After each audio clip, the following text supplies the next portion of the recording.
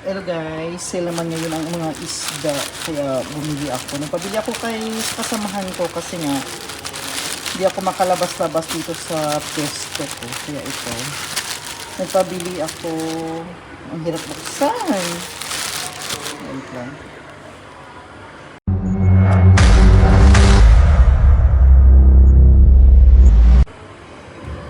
Yan, binuksan ko na. Ang hirap pag video kapag mag-isa ka lang.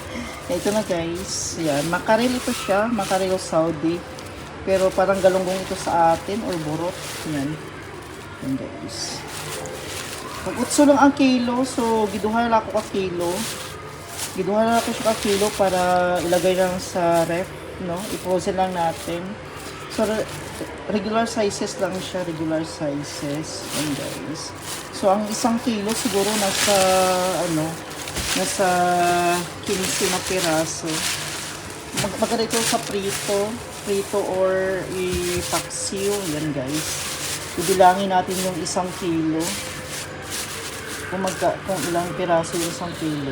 Ibilangin natin.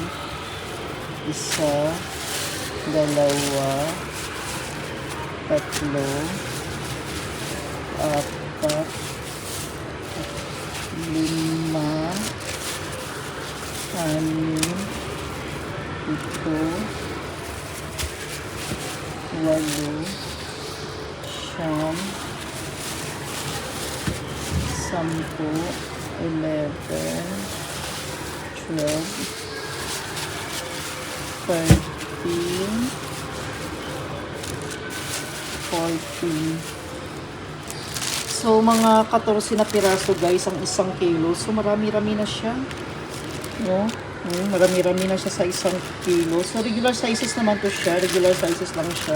Sakto lang yung pagkalaki at saka pagka-small siya. Sarap to pituhin at saka ipaksiw. Fresh pa siya. Fresh from Japan.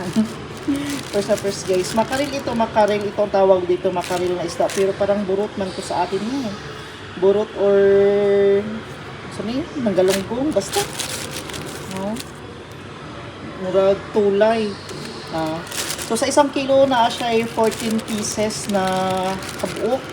So, hati-hation ako ni siya. And then, igalot-balot na para kuha-kuha na lang. So, pwede na siya 5-5, pito-pituhon. Then, ito pa, may isa pa ako kapak.